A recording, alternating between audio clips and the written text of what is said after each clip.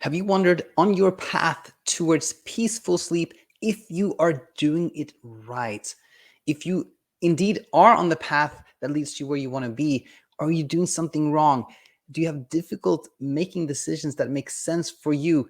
If any of this rings true to you, if anything resonates with you, I'm glad you're here because we're going to look at a comment from this week that truly can become a compass that leads us exactly where we want to be, to that place of a peaceful state of mind.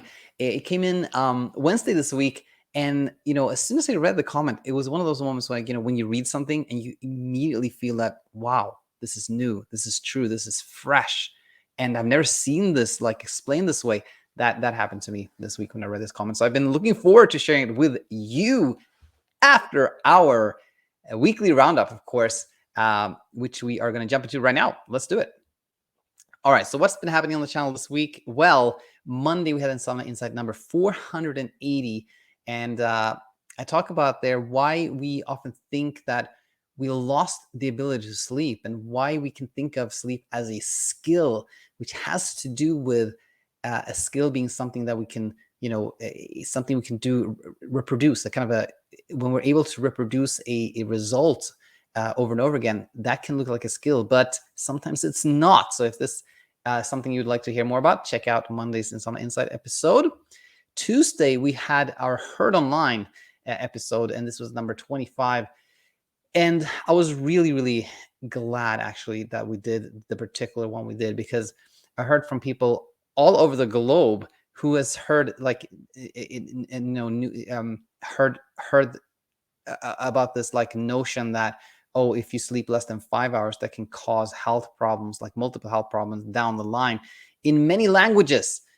People from all over the globe has told me about this article. And it turns out that when you read the article, wow, the authors had a huge opportunity. They actually had data showing that there was no association whatsoever looking at objective data.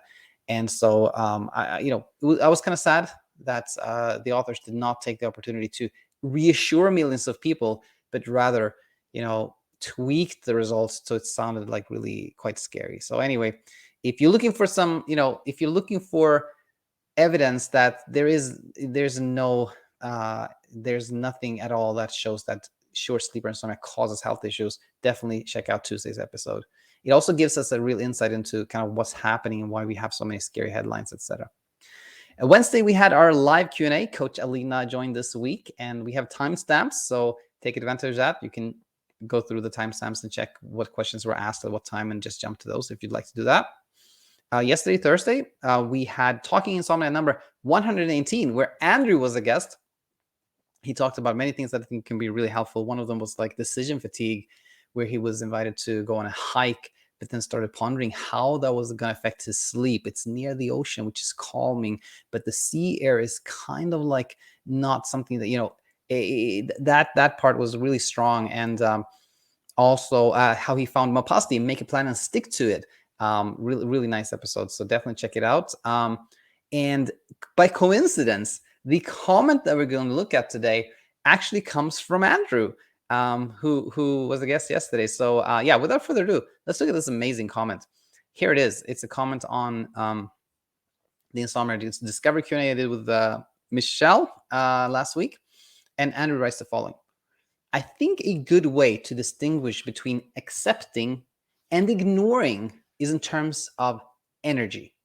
Ignoring is a high energy process. It's a pushing away, turning away from, intensely focusing on what you're doing to try to drown out the unwanted thought or feeling, intentionally stopping it from getting in the way of what you're doing. Accepting, on the other hand, is very low energy or no energy, leaving the thought, feeling there, wherever it wants to be. If it gets in the way or distracts you, then that's okay. You're focusing on what you're doing, but not fighting to do so. And, I thought it was really beautiful. And I immediately saw the benefit of this like high energy, low energy way of teaching. But if it doesn't immediately strike you as practical and etc., then of course, I prepared some contextualization for us. So here's the thing. Insomnia actually requires something. It requires attention. Without attention, there will be no insomnia. So we can see that like shifting attention, directing our attention elsewhere is helpful. And this actually is an automatic result of acceptance. When we see there's nothing I need to fight here, then automatically our attention starts shifting. The brain sees there's no danger, it automatically starts shifting.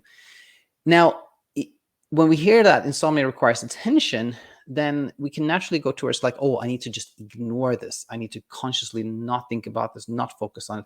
But in many ways, this is the opposite of acceptance, because when we're ignoring, as Andrew points out, we're deploying force. We're trying to control our thoughts when we're ignoring.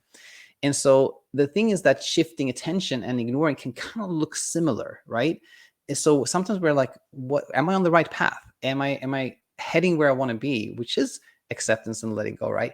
And that's where I saw this, the beauty of this, that this is, I think, such a simple way to tell whether we are, accepting or ignoring. If we're thinking of what we're doing, and we sense that, oh my gosh, this is like high energy, we sense it, right?